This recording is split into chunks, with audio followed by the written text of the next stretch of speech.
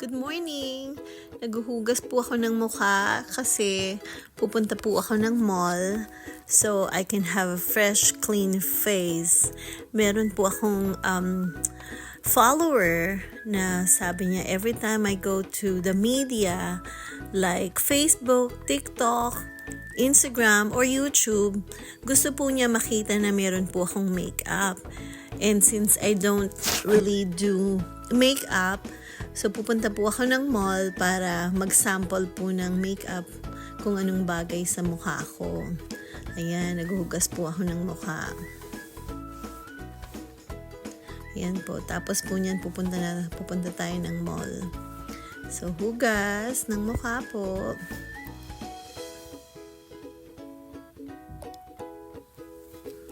I use olive oil kasi very gentle po yan sa mukha ko para sa skin. Kaya po I use olive oil. Ayan, malinis na. Dry na. So, wala ng lipstick. Wala ng makeup. Ayan. So, samahan niyo po ako. Punta po tayo sa mall. Ayan po, nakabihis na ako. Naka-lipstick ako, pero lipstick lang yan. So, si husband, ipinag-drive niya ako. Punta kami sa mall para mag-ask kung sino po ang pwedeng maglagay ng makeup sa akin. Yan.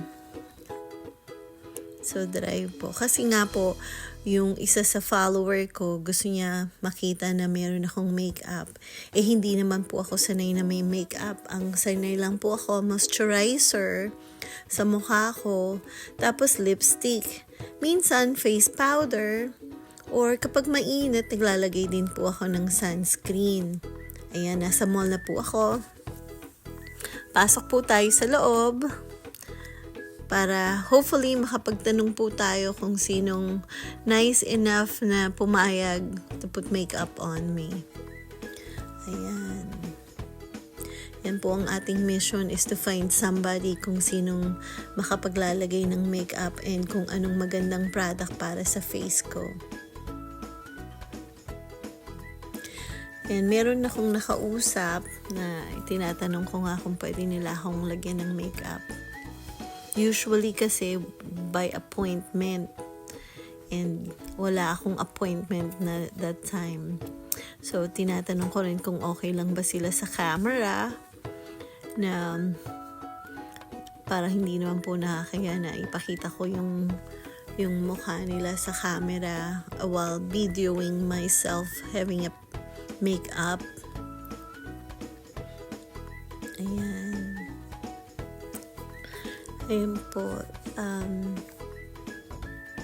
So, si Maria, yung naka-pink na tsaka si Happy nandyan. Very supportive sila.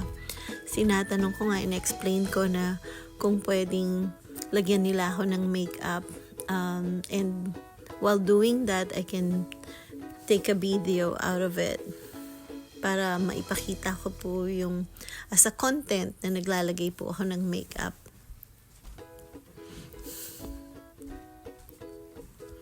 Ayan po. So, pumayag naman po sila na magpakita sa camera. Si Kathleen, ayan po. Hello, Kathleen. Thank you for agreeing. So, isa po siya sa tumulong sa akin. Pinakilala niya po ako dun sa isa pa na makeup artist kasi hindi siya talaga ang makeup artist. Yan po. Malis na si Maria. Si Kathleen na lang. Yan. Eto na, sinamahan niya ako para ipakilala niya ako doon sa makeup artist. Na ang pangalan ay Kathy, sabi ko nga po. So, tinatanong ko din ng permission si Kathy kung okay lang ba siya sa camera and I'm asking kung pwede niya akong tulungan na maglagay ng makeup kasi hindi nga po ako sanay maglagay ng makeup. Palaging moisturizer lang. And she was so nice to agree. Ayan po. Ayan. Sa Carlsbad po yan, Macy's. Ayan na siya. Tinutulungan niya akong maglagay ng lahat po ng gamit namin na ginamit niya para sa mukha ko is made by Lancome. Yung iba hindi ko nakuha ang pangalan ng product, but it's all made Lancome. Ayan, nililinis niya na po yung mukha ko ulit para everything is just Lancome. Ayan. Tapos binigyan niya ako ng massage sa mukha, parang facial. Very nice. Facial. She was so nice and patient. Ayan. So, lagay niya ulit ng facial, ng cleansing. Yung sa mga natandaan ko na nilagay niya sa akin is Genifique. Para daw po yan to firm, para sa face firm ng mukha. Ayan, ilalagay niya. Tapos yung Absolute is also para sa moisturizer naman siya. Tapos sa kanya nilagay yung foundation sa mukha. Ayan po. Yung puti, yun po yung nahinawakan ko, yun po yung panglinis ng mukha. Tapos yan po yung Genifique nga po for firming, and Absolute is moisturizer. Made of roses po yan. Color pink po siya. Ayan. So,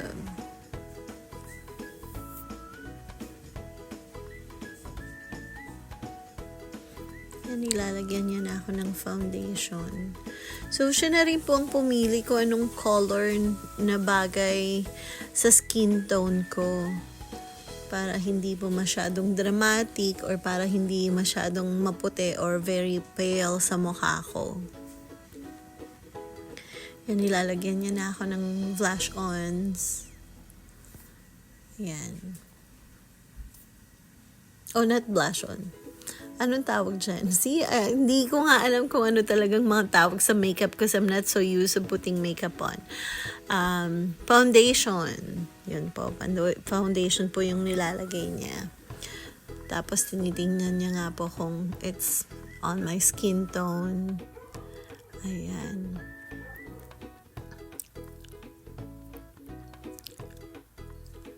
Yan po yun. So, nilalagay niya.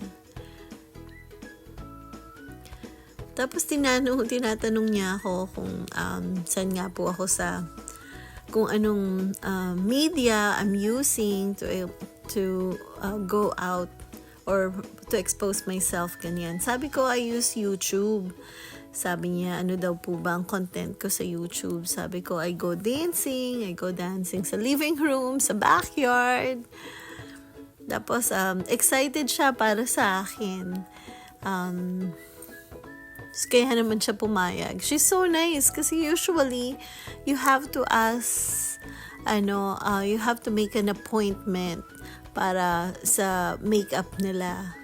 Pero, Cathy was so nice na ilagay yung makeup sa akin without any appointment. Yun po yun. Ayan. So, kumuha siya ng mga product. Na nilalagyan niya na ako ng blush on. Ayan na po. Sabi ko, wag naman masyadong dramatic kasi baka naman po biglang magulat yung mga kasamahan ko sa trabaho. Because I'm not so used to putting makeup on. Hindi ko nga po sure kung magagawa ko yan.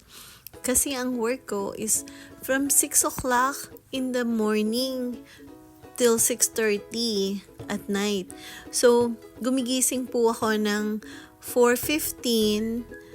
Tapos, alis po ako ng bahay ng 4:30 kasi 1 hour drive yung driving ko. So, pagdating ko sa work, 5:30, magpapahinga ng konti. Magka-clocking ako ng 6 o'clock. Ayan. Lagyan niya na ako ng blush on. Sa Sabi niya, gusto ko daw po ba. So, what do you think, guys? Okay po ba? So, sinasabi niya para hindi masyadong dramatic. Color brown din yung yung blush on na ginamit niya. So, parang shimmering lang ng konti sa mukha ko. Yun. Kaya na mukha ko may black eye. Yan. I'm dancing while waiting for her. I'm so excited. Diba? May pasayaw-sayaw pa ako. Yes po. Yan. So excited. Ayan na siya. This time, lalagyan niya naman ako ng eyeshadow. Ayan. Eyeshadow.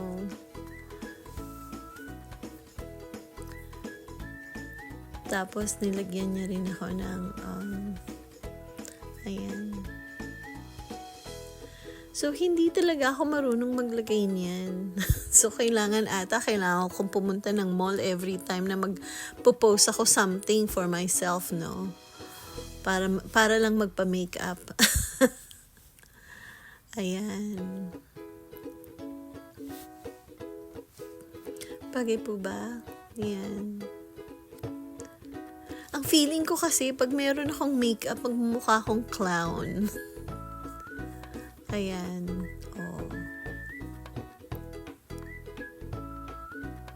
Ayan na, nilalagyan niya ako ng eyeshadow. Maganda po ba? Pinag-iisipan ko kung paano ko gagawin yan everyday. I only have 10 minutes and leave. Kasi ayoko ma-traffic.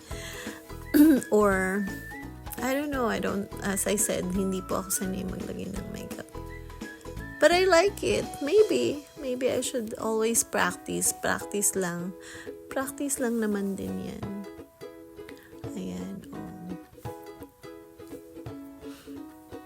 Ayan na. Tinanong ko siya kung anong difference ng concealer sa foundation. Sabi niya yung concealer daw po is thicker. So, kapag meron po kayong blemishes or pores, big pores sa mukha, yun daw po ang inilalagay. While yung foundation naman is, that will be stick on your face the whole day too. Tapos saka nyo lalagyan ng blush on. Ganyan. So, parang mukhang clear, parang walang, ayan, clear face. Yung concealer, parang dab-dab lang on the face. Yun. To cover up lang. Ayan.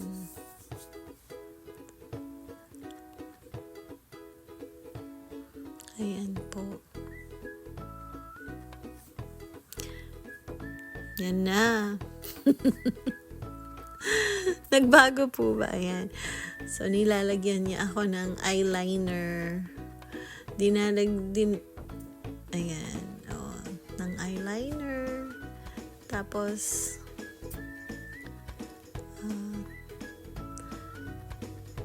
ayan po ang eyeliner. Tapos, kinakapalan niya rin ng konti yung eyebrows ko. Ayan. Kasi yun daw po ang uso ngayon.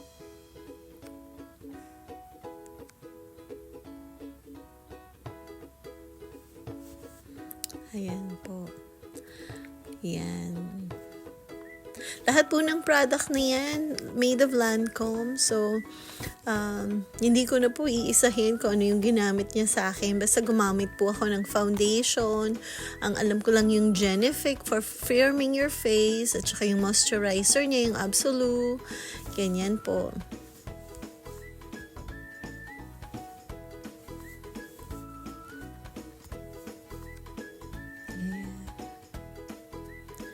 Yan naman, ginamitan niya rin ako ng mascara. I don't think I can use mascara every day kasi yung vision ko is so sensitive or my eyes is so sensitive. I think That's because I don't have enough sleep. So, pag something lang na pumasok sa mata ko, I can't take it. Hindi nga po ako gumagamit ng glasses or ng contact lenses kasi I get so irritated easily sa mata ko or nagda-dry siya easily. So, pag meron lang konting puwing lang, oh my goodness, I will have a bad day already. But that time, it's okay because it was my day off. Kaya pumayag ako na lagyan niya ako ng mascara. Ayan. So, nilagyan niya ako ng mascara. Yes. Ang tagal niyan. It takes like 2 hours para maglagay ng makeup. So, how can I do that every day kung 2 hours ginawa yung makeup sa akin? Tapos, I only have 10 minutes. So, baka hindi. Siguro pag may party na lang. Ayan. Ayan. Oh. Uy, nakapagod po yan. Maglagay ng makeup. Parang, oops, bagay ba? Ganyan. Ayan, tinatanong ko si Habi kung bagay ba. Kung maganda na ba ako. Or, did it make any difference? Hindi rin. Ayan po. Oh. Kung approve na ni Habi yung makeup ko. Ayan.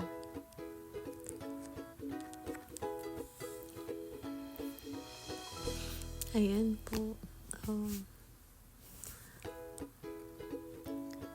Yung eyebrows ko naman inalagay niya. Ayan.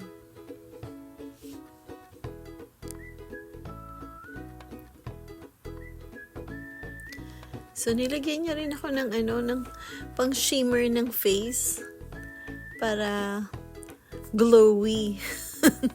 Para glowy daw ang face ko. Oh.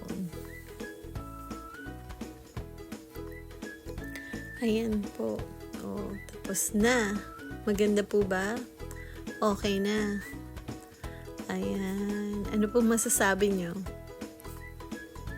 Any comment? Mag-comment naman po kayo para kung ma-improve kung ano pong kung bagay po ba o hindi. Welcome to comment. Mag-subscribe po kayo. Ayan. So, thank you, Kathy. Thank you for the makeup.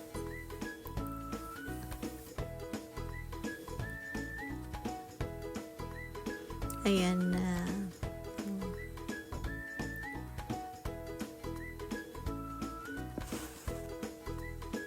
Hindi pa pala tapos. Oh, lipstick naman. Ayan, lipstick naman. Akala ko tapos na siya, hindi pa pala. Sabi niya, lalagyan kita ng lipstick din. Lipstick, I'm good. I like lipstick. Kasi I look so tired kapag wala akong lipstick. Kasi maybe because I'm Asian, ganun ata pag Asian ka and you don't have lipstick, you look so haggard all the time. Kaya kahit anong makeup ko, or actually I don't put makeup. So pag wala akong lipstick talaga, kahit kagigising ko lang, I look so haggard. Ayan. Oh, lipstick naman. Lipstick is good.